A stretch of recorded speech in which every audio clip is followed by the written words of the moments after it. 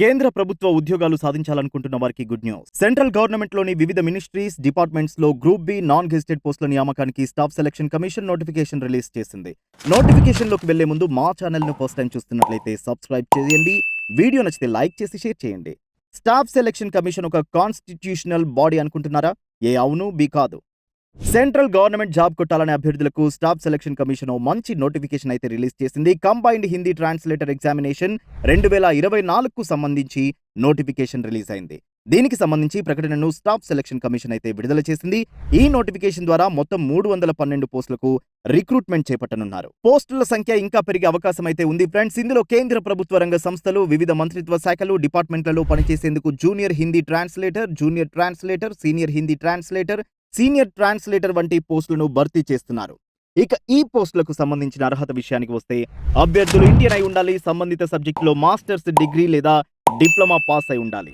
అంతేకాకుండా translation course certificate అయినా కలిగి ఉండాలి లేదా కేంద్ర ప్రభుత్వ సంస్థలో ట్రాన్స్లేషన్ అనుభవం అయినా ఉండాలి.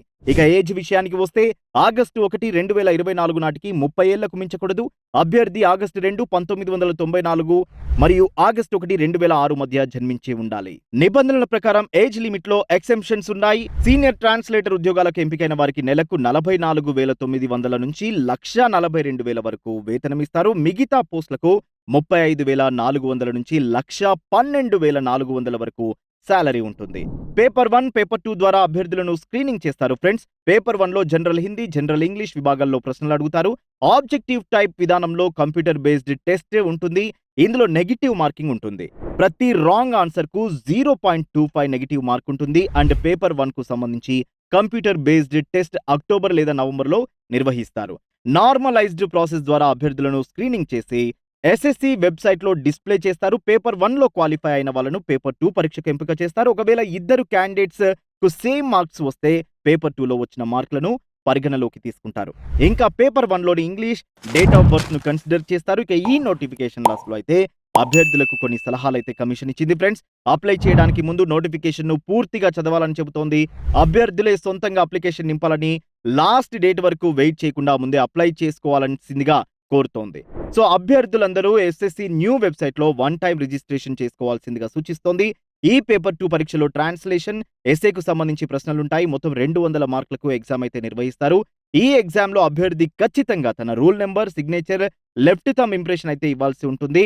ఇవి కాకుండా పర్సనల్ డీటెయిల్స్ ఏం రాసినా కూడా నిబంధనల ప్రకారం ఎగ్జామ్ నుంచి డిస్క్వాలిఫై చేస్తారు ఫ్రెండ్స్. ఎగ్జామ్ కు 3 నుంచి 7 రోజుల ముందు ఎస్ఎస్సి వెబ్సైట్ నుంచి కాల్ లెటర్స్ అయితే డౌన్లోడ్ చేసుకోవచ్చు. ఎగ్జామ్ సెంటర్ కు ఈ ప్రింట్ కాపీ ఖచ్చితంగా తీసుకెళ్లాల్సి ఉంటుంది. దీంతో పాటుగా 2 పాస్పోర్ట్ సైజ్ ఫోటోలు, డేట్ ఆఫ్ బర్త్ ఉన్న ఒరిజినల్ ఫోటో ఐడి కార్డ్ వెంట తీసుకెళ్లాలి. Aadhaar card, driving licence, PAN card, passport వంటి వాటిని అనుమతిస్తారు. అన్ని పేజ్లు అయిపోయాక డాక్యుమెంట్ వెరిఫికేషన్ అయితే ఉంటుంది. ఎస్ఎస్సి, ఇంటర్, డిగ్రీ, మాస్టర్స్ లేదా డిప్లొమా, క్యాస్ట్, ఎక్స్పీరియన్స్ సర్టిఫికెట్లు అన్ని చూపించాల్సి ఉంటుంది.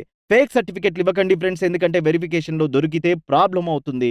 రీసెంట్ గా యూపీఎస్సీ రిక్రూట్మెంట్ లో పూజా కేట్కర్ ఫేక్ డాక్యుమెంట్స్ ఇచ్చారని చెప్పి తనని జాబ్ నుంచి తీసేసిన విషయం తెలిసిందే. So be careful. అప్లికేషన్ అయితే ఆన్లైన్ లో ఫిల్ చేయాల్సి ఉంటుంది. స్టాఫ్ సెలక్షన్ కమిషన్ కొత్త వెబ్సైట్ లో 1 టైం రిజిస్ట్రేషన్ అయితే చేసుకోవాల్సి ఉంటుంది. ఇక నుంచి మిగతా నోటిఫికేషన్లన్నింటికి ఇవే వివరాలు ఇస్తే సరిపోతుంది.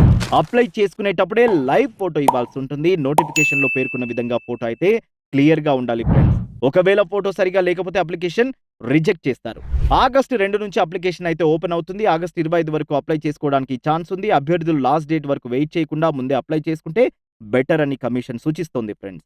ఎందుకంటే చాలా మంది లాస్ట్ 2-3 రోజులు అప్లై చేస్తుండటంతో వెబ్సైట్ మీద లోడ్ ఎక్కువై సర్వర్ బిజీ అవుతుంది. సో అప్లై చేసుకునేటప్పుడు ప్రాబ్లమ్స్ వచ్చే అవకాశం అయితే ఉంది. అదే విధంగా ఆగస్టు 26 రాత్రి 11 గంటల వరకు ఫీ పేమెంట్ చేసుకోవడానికి అవకాశం అయితే ఇచ్చారు.